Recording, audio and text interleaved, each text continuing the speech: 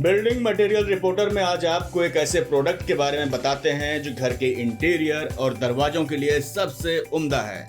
इसे HDHMR कहते हैं। ये मॉइस्चर और टर्माइट रेजिस्टेंट बोर्ड होते हैं जिन्हें लकड़ी के फाइबर चिप्स और स्ट्रॉन्ग एडेसिव को मिलाकर बनाया जाता है।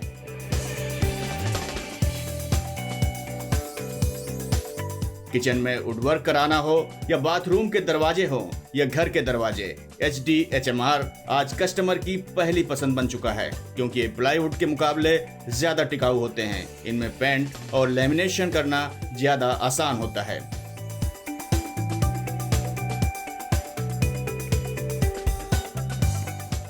घर के फर्नीचर में भी आजकल HDHMR का इस्तेमाल बढ़ रहा है क्योंकि इनकी पेंट और चमक ज्यादा दिनों तक बरकरार रहती है। कुछ लोग कहते हैं कि HDHMR को बनाने में केमिकल का इस्तेमाल होता है जो सेहत के लिए हानिकारक हो सकता है, लेकिन ऐसा नहीं है क्योंकि जो केमिकल फाइबर चिप्स और वुड को मिलाकर HDHMR को बनाने में इस्तेमाल होते हैं वो सेहत के लिए कतई नुकसानदायक नहीं होते।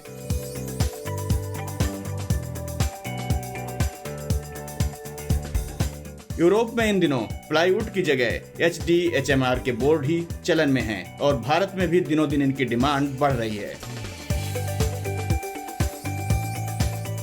जब बात HDHMR की आती है जहन में सिर्फ एक नाम आता है, एक्सेंटेसा का, जो इस इंडस्ट्री के लीडर हैं, जिनका सफर 11 साल पहले शुरू हुआ और कुछ ही सालों में अपनी खुद की R&D की बदौलत एक के बाद एक वर्ल्ड क्लास प्रोडक्ट लॉन्च किए जो बेहद पॉपुलर और डिमांड में है। हालांकि एक्शन ग्रुप फुटवियर के क्षेत्र में घर घर जाना पहचाना नाम है। अब इनके HDHMR प्रोडक्ट्स की जबरदस्त चर्चा है। HDHMR के बारे में और जानने के लिए हमारे सहयोगी संदीप लटवाल ने बात की कंपनी के GM marketing and projects Avdhesh Jain से। नमस्कार अवधेश जी। नमस्कार संदीप जी। अवधेश जी, घर के साथ लोगों का एक इमोशनल कनेक्ट होता है। उसी सपनों के घर को पूरा करने के लिए एक्सेंटेसा के पास कौन कौन से प्रोडक्ट रेंज हैं आज के टाइम में? इस इंडस्ट्री को जब टच किया और समझा कि इसकी नीड क्या क्या है तो पता लगा कि घर के अंदर में ऐसे काफ़ी सारे आइटम्स होते हैं जिनके लिए एक आम परिवार भटकता है, उसे समझ में नहीं आता है। वैराइटीज़ होती हैं, वो एप्लीकेशंस को भी नहीं समझ पाता है और कैसे उन चीज़ों को हैंडल करे वो एक बड़ी प्रॉब्लम बन जाती है। उसके लिए या तो उन्हें कुछ कंसल्टेंट की हेल्प लेनी पड़ती है या फिर वो एक अनजाने में कारपेंटर्स या शॉपकीपर्स की सजेशंस पे आगे बढ़ने लगते हैं। तो उनकी हेल्प करने के पर्पस के लिए एक पोर्टफोलियो हम लोगों ने डिज़ाइन किया जिसमें एटलीस्ट पैनलिंग और फर्नीचर से रिलेटेड टॉपिक्स को कवर कर लिया। इनमें MDF बेस प्रोडक्ट था जिसको हमने निकाला, काफ़ी सक्सेसफुल आइटम्स था। पैनलिंग के लिए जिसमें वॉल की पैनलिंग है, फर्नीचर्स प्रोडक्ट के लिए, सीलिंग के लिए भी कुछ हद तक ये यूज़ में आने लगा। अब जैसे जैसे जर्नी आगे बढ़ी तो MDF अकेले पे हम स्टॉप नहीं हो पाए क्योंकि नीड्स बहुत सारी थी, सपने बहुत सारे थे, डेकोरेटिव आइटम्स चाहिए थे अंदर। तो उन पर्पसेस के लिए हमारे पास डिमांड आने लगी कि जैसे वार्डरोब बनाना है, किचन बनाना है। इटालियन किचन इंडियन किचन के मुकाबले बड़ा फैंसी था। अब उसमें ऐसी क्या चीज़ है कि जो इटालियन किचन्स की तरफ लोगों को जाना पड़ जाए। तो ये समझ में आया कि आउटर प्रोडक्ट जो होते हैं वो कुछ ग्लॉसी होते हैं और सस्टेनेबल होते हैं जिनकी ग्लॉसीनेस मेंटेन रहे। तो इसमें हम लोगों ने ग्लॉसी प्रोडक्ट्स निकाले जिसमें कि UV पैनल्स और एक्रिलिक पैनल्स ये निकाले। फिर अंदर के स्ट्रक्चर्स के लिए कुछ नीड आ गया कि यदि किचन बनाना है तो बॉइलिंग वाटरप्रूफ प्लाई की ज़रूरत पड़ जाती थी। वो भी 1 साल 2 साल के बाद में कुछ ना कुछ प्रॉब्लम्स आने लगते थे और डिसमेंटलिंग करके वापस किचन को खड़ा करने की नीड होती थी। तो एक्सपेंसेस भी लगता था, परेशानी भी होती थी। उसके लिए कुछ प्रोडक्ट्स हम लोगों ने निकाले जिसमें से एक प्रोडक्ट HDHMR नाम से है। आज की डेट में ये एक नीड बन गया है।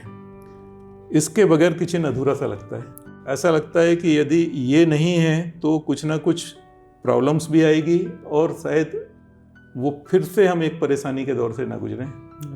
तो एक बहुत बड़ी नीड आ गई। फिर और भी कुछ डेकोरेटिव आइटम्स थे जैसे एम्बॉस पैनल हैं जो वॉल पे टीवी कैबिनेट के पास में लगाना होते हैं। बॉयलो एक फाइनल प्रोडक्ट जो अभी हम लोगों ने 2 साल पहले ही निकाला हुआ है, वो एक हाईली स्पेशलाइज प्रॉपर्टीज़ के कारण निकाला। जैसे घरों के अंदर में अभी हम फायर की सेफ्टी के बारे में बिल्कुल नहीं सोचते, और बॉइलिंग वाटर प्रूफ रियल जो होता है उसके शेप में भी हम कम सोचे हुए थे। राइट। उस नीड को फुलफिल करने के लिए ये प्रोडक्ट निकाला गया।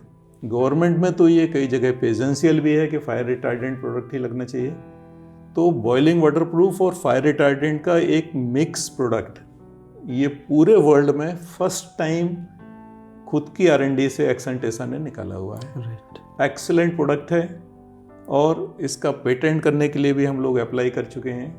Hopefully with in a year इसका पेटेंट भी निकल आएगा। आज की डेट में एक्सेंटेसा की R&D से निकले हुए प्रोडक्ट के इतने वास्ट पोर्टफोलियो हो गए हैं कि हम लोग 3 लाख SKUs मेंटेन कर रहे हैं। दैट मीन कि action is one stop solution for all your home interior needs. Panels में अपने पास अलग अलग प्रोडक्ट हैं, and completely agree with this कि ये प्रोडक्ट HDHMR काफ़ी फेमस है, मार्केट में काफ़ी डिमांड पे है। अभी पिछले 10 महीनों में हम लोगों ने मोर देन 45 सिटी ट्रैवल किए हैं, 15 स्टेट ट्रैवल किए हैं, और ये पाया है कि मार्केट में लोग HDHMR एक्शन वाला बोल के मांगते हैं। तो ये प्रोडक्ट है क्या? इस प्रोडक्ट के बारे में थोड़ा डिटेल में हमें बताएं, और इस सक्सेस के पीछे का राज क्या है? इतने कम समय में ये प्रोडक्ट इतना ज़्यादा लोगों की पसंद कैसे बन गया, कारपेंटर की, कॉन्ट्रैक्टर की पसंद कैसे बन गया? मॉइस्चर रेजिस्टेंस और डेंसिटी, ये 2 एक ऐसी प्रॉब्लम्स थी जहाँ कहीं पे भी मॉइस्चर एरिया है, जैसे किचन का एरिया है जो सबसे ज़्यादा मॉइस्चरस होता है, या वॉल से सीपेज जो आती है वो सेकंड एरिया है। ये मॉइस्चर रेजिस्टेंस प्रोडक्ट यदि अवेलेबल था तो दूसरी प्रॉब्लम थी कि उसमें स्क्रू विड्रॉल्स या स्टिफनेस, हार्डनेस, ये वाली कमियां थी। तो इसको और मोर हार्डेंड बनाने के लिए हम लोगों ने एक हाई डेंसिटी का प्रोडक्ट निकाला। इसमें डेंसिटी, प्लाईवुड की डेंसिटी जैसे 650 के आसपास की मानी जाती है, ±50 में होती है। इसको 850 kg पर मीटर क्यूब, उतना डेंसिटी का ये मटेरियल निकाला। अब इसमें स्क्रू विड्रॉल का कैपेसिटी 2200 न्यूटन्स तक चली जाती है, जो नॉर्मल 1200 से 1400 न्यूटन्स की दूसरे प्रोडक्ट्स में होती हैं। तो डबल कैपेसिटी है, इसके कारण रिजिडनेस परफेक्ट आ जाती है। तो ये बहुत जल्दी पॉपुलर हो गया। एक और इसकी पॉपुलैरिटी की वजह है कि इसमें हम लोगों ने एक और प्री लैमिनेशंस का मटेरियल निकाला। ये जैसे प्लेन का मटेरियल है वैसे ही ये प्री लैमिनेशन का मटेरियल है। इसमें आउटर लेयर पे जो भी हमारे च्वाइस का शेड है उसका प्री लैमिनेशंस कर दिया जाता है, तो अलग से लैमिनेट फिक्स करने की कोई भी ज़रूरत नहीं रह जाती है। राइट। तो इसको कट किया और यूज़ किया, तो ये इतना फास्ट हो गया कि यदि एक वार्डरोब खड़ा करना है तो शायद पहले कारपेंटर 4 से 5 दिन का टाइम ले लेते थे पूरा वार्डरोब को खड़ा करने में। लैमिनेट पेस्ट करते थे और टेप चिपका के छोड़ देते थे, साइजिंग्स लेते थे। अब वो 4 से 5 घंटे में खड़ा हो जाता है।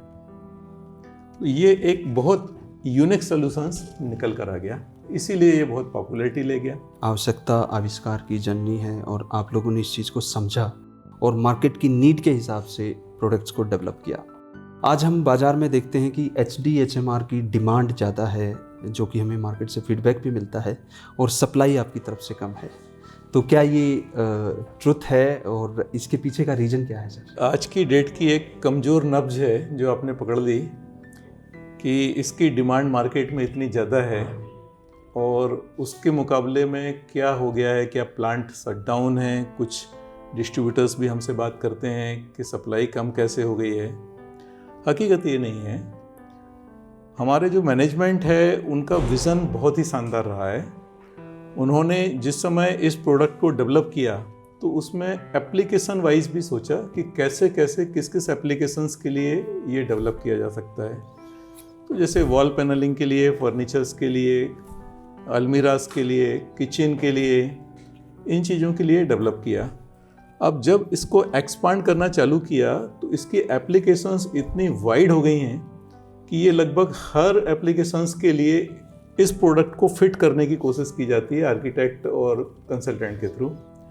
तो अचानक से तेज़ डिमांड बढ़ गई। हमारे जितने प्लांट्स हैं उनमें से 3 प्लांट हम लोग MDF के जो रन कर रहे हैं, एक प्लांट को डेडिकेटली HDHMR के लिए चला दिया गया है। राइट। हमारा प्रोडक्शन पिछले साल के मुकाबले तकरीबन 250% बढ़ा हुआ है HDHMR का। हम लोग कोशिश कर रहे हैं कि इस नीड को सेटिस्फाई कर पाएँ।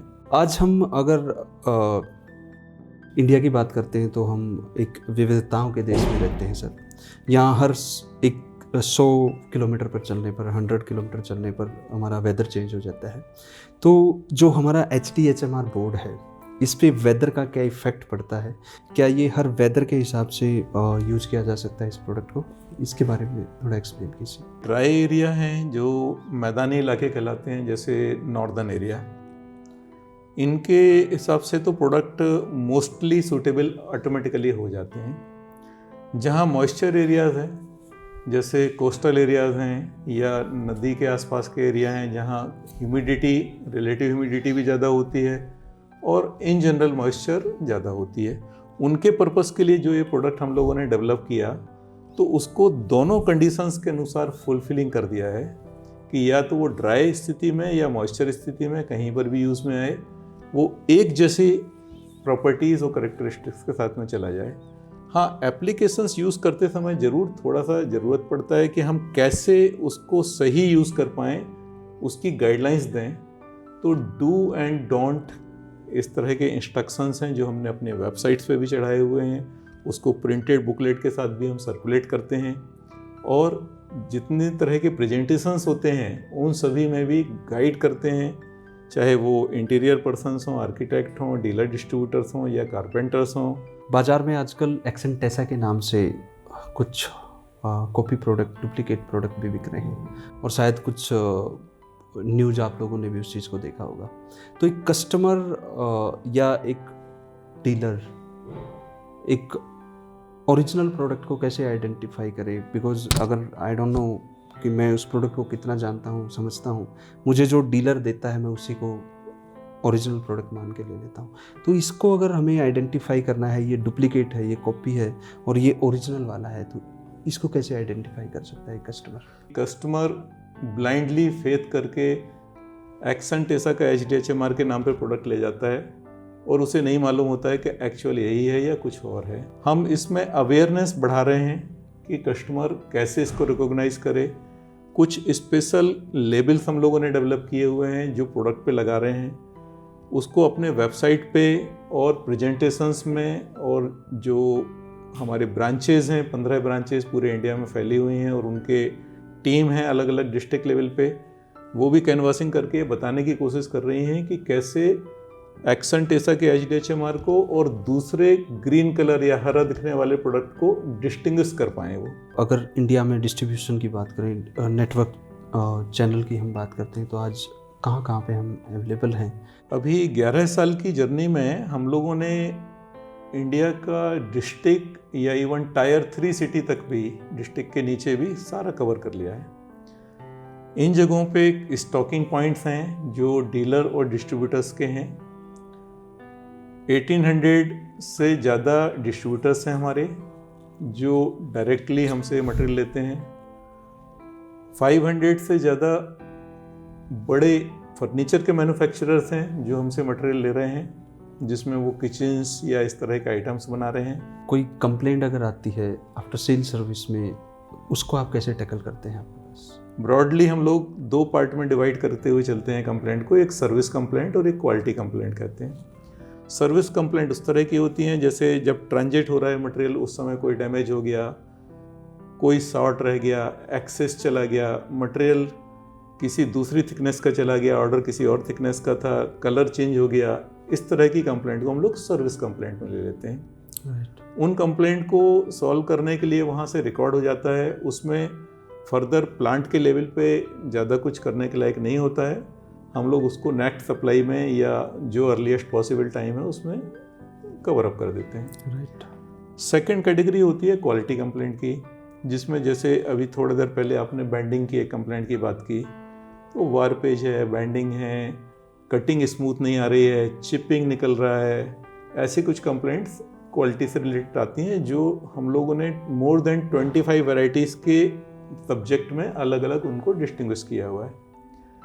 उसकी एनालिसिस हम लोग प्लांट के लेवल तक पर भी करवाते हैं। एक्सेंटेसा ग्रुप मेड इन इंडिया जो मूवमेंट है उसको कैसे सपोर्ट करता है, आप लोग उसमें किस तरीके से कंट्रीब्यूट कर रहे हैं आज के टाइम पे? इस प्रोडक्ट को बनाने में हमको सबसे प्राइम मटेरियल चाहिए वुडन्स। इसके लिए हम लोग सिर्फ प्लांटेशन वुड को यूज़ कर रहे हैं, जिसमें कि फार्मर्स जैसे सब्जियां उगाते हैं वैसे वुडन्स के ट्रीज को एक पर्टिकुलर वैरायटीज़ के जो हमें लग रहा होता है, चाहे वो यूकेलिप्टस हो, पॉपुलर हो या कुछ दूसरी वुडन्स की स्पेसीज हो, उनको वो उगाते हैं और उनको जब वो कट करके देते हैं तो वो एक खेत की फसल के जैसे ही हम उसको ले रहे हैं और यूज़ कर रहे हैं। तो ये प्रोडक्ट हम कोशिश ये करते हैं कि इंडियन क्लाइमेट कंडीशंस के अनुसार और पूरी तरह से इंडिया पे ही बनाया जाए, जिसमें किसी बाहर की प्रोसेस की ज़रूरत ना पड़े। हाँ, टेक्निकली प्लांट से रिलेटेड कुछ इक्विपमेंट्स हैं जो बाहर से आते हैं, क्योंकि उस तरह का इंफ्रास्ट्रक्चर सभी इंडिया में डेवलप नहीं हो रहा है कि लोग प्लांट मशीनरीज उतनी उस लेवल की नहीं बनाए हैं। और हमें भी वर्ल्ड क्लास टॉप जो टेक्नोलॉजीज़ है वो अडॉप्ट करने की भी ज़रूरत होती है, ताकि जो प्रोडक्ट यहाँ से बन के जाए वो ना केवल इंडिया के लिए बल्कि वर्ल्ड के किसी भी स्टैंडर्ड को एट पार कर पाए। तो हम लोग उस तरह से इंडियन इंडस्ट्रीज़ को फुली सपोर्ट करते हैं और एक ऐसी चीज़ डेवलप कर रहे हैं जिसमें ये नाम इंडिया के अलावा बाहर भी फैलना चालू हो कि हाँ, ऐसे प्रोडक्ट इंडिया में बना रहे हैं, तो एक रेपुटेशन हमारे कंट्रीज़ की बाहर बैठती है। अवधेश जी, why someone buy from Accentesa और why someone buy Accentesa? हम लोग शुरू से ज़मीन से जुड़े हुए लोग हैं, तो सबसे पहले यही एनालाइज करने की कोशिश करते हैं कि मार्केट की नीड क्या है। उनकी नीड के अनुसार जब हम प्रोडक्ट को डाल देते हैं तो ये प्रोडक्ट उनकी एक ऑटोमेटिक चॉइस बन जाता है कि हाँ, मुझे यही चाहिए था, यही अवेलेबल है। ये होता है एक फर्स्ट स्टेप। सेकंड स्टेप्स होता है जब वो प्रोडक्ट को उन्होंने ऑन कर लिया, परचेस कर लिया, उसके बाद में उसकी फंक्शनिंग प्रॉपर हो पा रही है कि नहीं, उसकी क्वालिटी मेंटेन हो पा रही है कि नहीं, इस चीज़ को एडहेरेंस करना। लकीली हमारे जो टॉप मैनेजमेंट्स हैं वो क्वालिटी में बहुत ज़्यादा बिलीव करते हैं। उनका ये मानना है कि प्रॉफिट या अर्निंग सेकेंडरी है, पहली चीज़ है क्वालिटी एस्टेब्लिशमेंट करना, ताकि लोगों को करेक्ट चीज़ फिजिबल रेट पे मिल पाए। तो ये सेकंड है जिसको क्वालिटी को मेंटेन करना है। और तीसरा है सर्विसेज देना, जिसके लिए हमने डीलर डिस्ट्रीब्यूटर्स की टीम्स की हेल्प लिया। हमारी अपनी सेल्स टीम है, तो उसके थ्रू हम उनको सपोर्ट मैकेनिज्म्स दे रहे हैं। इनके कारण एक्सेंटेसा एक बहुत ही लिक्विडेटिव डिमांड बन गया है और ट्रस्ट वर्दी डिमांड बन गया है। Thank you so much Avdhesh ji, it was really great session. इस जानकारी इन्फॉर्मेशन के लिए आपका बहुत बहुत आभार। Thank you so much. Thanks Sandeep ji. Thanks.